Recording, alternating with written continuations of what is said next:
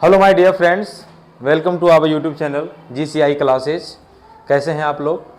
आज मैं जो आप लोगों के समक्ष टॉपिक लेके आया हूँ वो आपका इम्पोर्टेंट निबंध है, जो कि आपके एग्ज़ाम के लिए, बोर्ड एग्ज़ाम के लिए काफ़ी ज़्यादा कैपेबल है। अगर आज आप लोग इस पूरे वीडियो में हमारे साथ जुड़े रहते हैं तो इतना ज़रूर है कि आज आप लोग निबंध के मास्टर बन के निकलेंगे इस वीडियो से।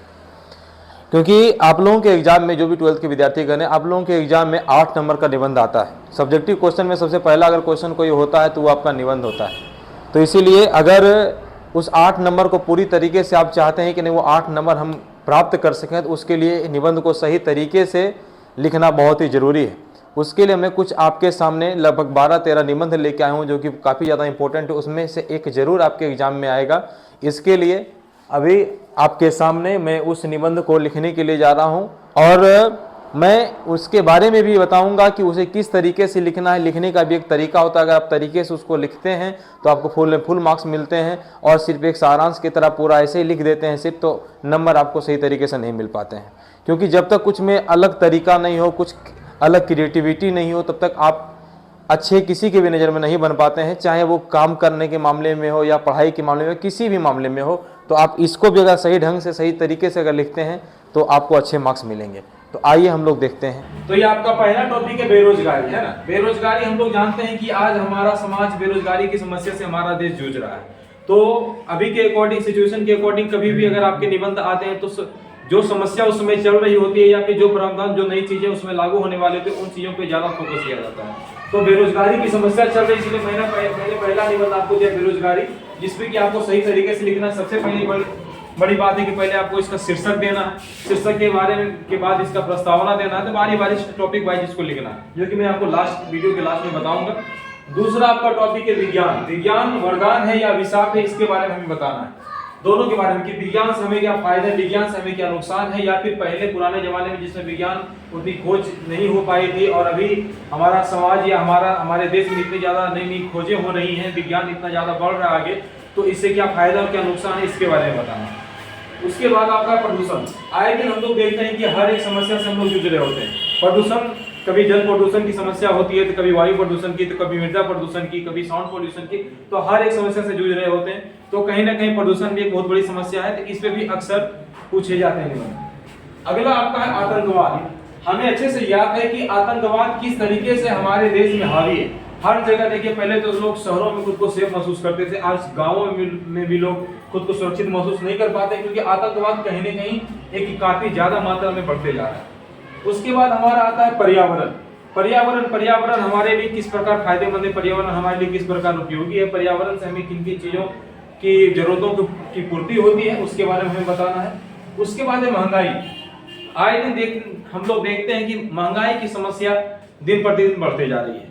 लोगों की कमाई सीमित है, लेकिन महंगाई अपने स्तर से काफी ज्यादा ऊपर की ओर बढ़ते जा रहा है, जिसके वजह से आम जीवन को काफी ज्यादा नुकसान और क्षति पहुंच रही है। उन्हें काफी ज्यादा परेशानियों का सामना करना पड़ रहा है। तो महंगाई के बारे में हमें ये बताना है कि महंगाई की समस्या से किस प्रकार लोग त्रस्त हैं, परेशान हैं, उसके बारे में हमें अच्छे तरीके से उसमें इन डिटेल लिखना है।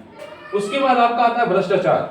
भ्रष्टाचार सबसे बड़ी मुद्दा ये है कि भ्रष्टाचार आज के डेट में हर एक ऑफिस में, हर एक दफ्तरों में, हर जगह, चाहे वो किसी भी मामले की बात हो, किसी भी चीजों से रिलेटेड ऑफिस हो, हर जगह भ्रष्टाचार फैला हुआ है। लोग कुछ इस तरीके से अपने काम करवाने में लगे हुए हैं कि कभी अगर कहीं कुछ गलत भी हो रहा हो तो वहाँ पैसे देकर उनकी बातों को दबा दी जाती है, वहाँ भी भ्रष्टाचार है। किसी को कोई काम निकलवाना तो वहाँ पैसे के बल पे उस काम को निकलवा लिया जाता है, जिसमें कि गरीब लोगों को, आम जन को काफी ज्यादा क्षति होती है, क्योंकि उनका काम जहाँ का तहाँ रह जाता है, और एक पैसे वाले जो लोग होते हैं उनका काम सही तरीके से संपन्न हो जाता है। उसके बाद आपका होता है महंगाई के बाद भ्रष्टाचार के बाद आपका स्वच्छता अभियान।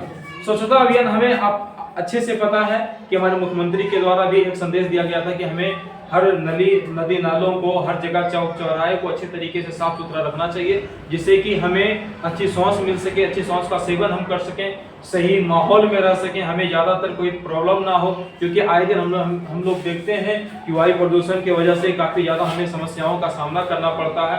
अगर हम लोग अपने इर्द गिर्द को साफ सुथरा रखते हैं तो हमें इन सब चीज़ों से काफ़ी ज़्यादा राहत मिलेगी। तो इसमें भी उसी तरीके से इसको व्यक्त करना है। अगला आपका है प्राकृतिक संसाधन। प्राकृतिक संसाधन जो आपका है ये हमारे लिए किस तरीके से फायदेमंद है। आप लोग अच्छे से जानते हैं कि प्राकृतिक संसाधन से हमें काफ़ी ज़्यादा फायदे मिले हैं और आज भी हम लोग उसका उपयोग काफ़ी ज़्यादा मात्रा में कर रहे हैं, जिससे कि हम लोग को काफ़ी ज़्यादा आसानी होती है किसी भी चीज़ों को करने में। तो प्राकृतिक संसाधन के बारे में बताना है, प्राकृतिक संसाधन में कौन सी वैसी चीज़ जो ज़्यादा हमारे लिए फायदेमंद है उसके बारे में थोड़ा सा चर्चा करना, उदाहरण के साथ इसको दर्शाना है। उसके बाद आपका मोबाइल और इंटरनेट। हम लोग अच्छे से जानते हैं कि आज के दौर में मोबाइल मतलब किसी भी चीज़ों को आसान करने की अगर बात कही जाए, पहले ऐसा होता था कि किसी को कहीं कोई मैसेज पहुंचाना होता था तो लोग संदेश के माध्यम से लेटर लिख के और काफ़ी 2-3 दिन समय लग जाते थे, उसके माध्यम से वहाँ संदेश हमें पहुंच पाता था। लेकिन आज के डेट में मोबाइल और इंटरनेट के माध्यम से हमें इतनी सुख सुविधाएं मिल गई है कि जो काम हम 2-3 दिनों में कर पाते थे या 2-3 दिनों में जो चीज़ें पहुँचने का समय लग जाता था पहुँचने में, आज वो काम हम चंद मिनटों में कर लेते हैं। किसी भी चीज़ों की, चाहे वो फॉर्म अप्लाई करने की बात हो, चाहे कहीं मैसेज करने की बात हो, कहीं बात करने के लिए कॉल की बात हो, तो हर एक तरह से ये हमारे लिए फायदेमंद साबित हो रहा है। इससे हमें कुछ हानियां भी हैं, ऐसा बात नहीं कि सिर्फ लाभ ही है, कुछ हानियां भी हुई है कि लोगों को काफ़ी ज़्यादा इससे परेशानी आज के डेट में बच्चे जो कि आज मतलब कि उम्र से पहले लोगों की आंखों की समस्या हो रही है। उसका कारण ये है कि बच्चे कम उम्र में मोबाइल का इतना ज़्यादा यूज़ करना शुरू कर देते हैं जो कि उन पे काफ़ी ज़्यादा हानिकारक साबित होता है उनके लिए। तो इसलिए एक तरह से मोबाइल और इंटरनेट काफ़ी ज़्यादा फायदा भी है, जिससे कि हम कोई भी चीज़ों को ज़्यादा समय में करते थे उसे कम समय में करने का हमें मौका मिला है। एक तरह से फायदा भी है लेकिन दूसरे तरह से नुकसान भी है, तो फायदा नुकसान दोनों को इसमें दर्शाना है आपको। उसके बाद आपका होता है मेरे प्रिय कवि। आपके कोई भी प्रिय कवि हो, चाहे वो तुलसीदास हो या रामधारी सिंह दिनकर हो, उन पे एक आपको निबंध लिखना है। तो उनके बारे में कम से कम उनका किसी भी कवि के बारे में अगर आप लिखते हैं तो सबसे पहले जरूरी है कि उनका जन्म कब हुआ है, बर्थ और डेथ ये दोनों ज्ञात हो। जन्म कहाँ पे हुआ, मृत्यु कहाँ पे हुई, माता पिता का नाम क्या है, ये सब आपको ज्ञात होना चाहिए। उनकी कौन कौन सी कृतियाँ हैं वो आपको मालूम होनी चाहिए, तो आप सही तरीके से कवि के रूप में व्याख्यान कर सकते हैं। उसके बाद आपका आता है सांप्रदायिकता। सांप्रदायिकता के बारे में भी आपको अच्छे तरीके से उसमें व्यक्त करना है। ये सब में कोई लाभ हानि की तो बात कुछ है नहीं। अगला आपका है छात्र जीवन। छात्र जीवन, हम लोग एक स्टूडेंट लाइफ में अगर रहते हैं तो छात्र जीवन में किन किन परिस्थितियों का सामना करना पड़ता है। बहुत बार ऐसे होते हैं कि पैसों की परिस्थिति के कारण हम लोग अच्छी शिक्षा को पाने के लिए उसमें पिछड़ जाते हैं। लेकिन आज के दौर में गवर्नमेंट के द्वारा इतनी ज़्यादा सुख सुविधाएं मिल रही है कि गरीब छात्र भी चाहे तो अच्छे तरीके से अपना पढ़ाई कर सकते हैं और एक ऊंचे स्थान को प्राप्त कर सकते हैं। तो छात्र जीवन के बारे में आपको अपने बारे में एक तरह से समझिए कि आपको खुद के बारे में व्याख्यान करनी है कि आप किस तरीके से हर पहलू को आपको दर्शाना है कि अपने जीवन में आप किस तरीके से आगे बढ़ते हैं, किस तरीके से आपको किन किन चीज़ों को परेशानियों का सामना करके प्रेरणा मिलती है, तो अपने प्रेरणा स्रोत के बारे में इसमें दर्शाना है। तो आप चाहें तो इसका आप स्क्रीनशॉट भी ले सकते हैं। हालांकि मैंने सबके बारे में कुछ न कुछ पॉइंट को आपको दर्शाया है और इसका मैं पीडीएफ अपने GCI क्लासेस टेलीग्राम पे मैं डाल दूंगा या फिर इसका डिस्क्रिप्शन बॉक्स में भी आप लिंक हमारा टेलीग्राम का देख सकते हैं। और इसके अलावा अगर किसी विद्यार्थी को ऐसा लगे कि नहीं मुझे इसका मतलब इसके बारे में थोड़ा सा अच्छे तरीके से चाहिए कि किस तरीके से मुझे लिखना है इसके बारे में, तो मैं उसके बारे में बताऊंगा। फिलहाल मैं कुछ इसके बारे में बता देता हूँ कि सबसे पहले अगर किसी के बारे में भी अगर आपको निबंध लिखना है तो सबसे पहले जरूरी है कि आप उसका शीर्षक लिखें। शीर्षक लिखने के बाद उसका प्रस्तावना लिखना है, मतलब उसके बारे में बताना है। प्रस्तावना लिखने के बाद ये बताना है कि उससे मुझे क्या लाभ है, क्या फायदे हैं, उसके बाद हानियां क्या है। इन सब चीजों को दर्शाने के बाद स्टेप बाय स्टेप आपको करना है। पहले शीर्षक सबसे मोस्ट इंपोर्टेंट है, उसके बाद प्रस्तावना, उसके बाद उसके बारे में बताना है, उससे क्या लाभ है वो बताना है, उसके बाद उससे क्या क्या हानियां भी है वो भी बताना है आपको। और लास्ट में जब सब कुछ हो जाए उसके बाद आपको लास्ट में आपको ऐड कर देना उपसंहार। अगर इस तरीके से आप स्टेप बाय स्टेप इसको लिखते हैं तो आपको फुल में फुल मार्क्स मिलते हैं। लेकिन अगर आप इस तरीके से नहीं लिखते हैं, अगर लगातार एक ही बिना पैराग्राफ चेंज किए ऐसे लिख देते हैं तो आप कितना भी बढ़िया लिख लीजिए आपको 8 में 8 मार्क्स कभी नहीं मिलेंगे। लेकिन अगर आप इस तरीके से स्टेप बाय स्टेप अगर काम करते हैं, अगर उसके हर एक पॉइंट को दर्शाते हैं तो आपको फुल में फुल मार्क्स मिलते हैं। तो इसीलिए सबसे बड़ी बात है कि किसी भी चीज को करने के लिए लगन और मेहनत की जरूरत है।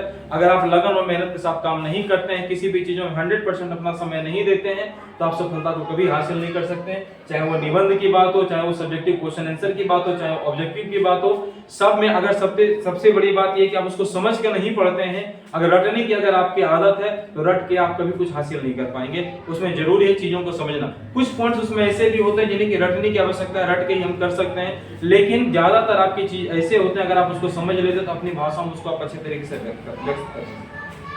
अगर ये वीडियो अगर आपको अच्छी तरीके से पसंद आई हो तो सबसे बड़ी बात है, और कुछ अगर इसमें कमी दिखाओ तो कमेंट करके जरूर बताइएगा कि क्या कमियां हैं इसमें। अगर अच्छे तरीके से आप लोगों को समझ में आई हो तो ये भी बताइए कि बहुत अच्छा लगा वीडियो। और इसके बारे में अगर इन डिटेल अगर आपको जानना हो तो वो भी कमेंट करके आप लोग जरूर बताएं, और नेक्स्ट वीडियो क्या लाना है इसके बारे में बताएं, ताकि मैं नए नए टॉपिक्स आप लोग के, चाहे वो 10th के विद्यार्थी हो, 12th के विद्यार्थी हो, आपके लिए जो भी वीडियो आई हो मैं उसे आपके समक्ष ला सकूं, जो कि आपके एग्जाम के लिए काफी ज्यादा फायदेमंद साबित हो।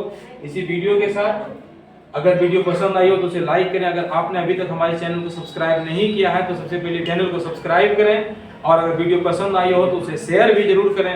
और अगर आपने अभी तक बेल आइकन को नहीं दबाया है तो बेल आइकन को दबाएं, ताकि नए नए वीडियो के नोटिफिकेशन आप तक पहुंच सके। इसी के साथ मैं वीडियो को समाप्त करता हूं। जय हिंद।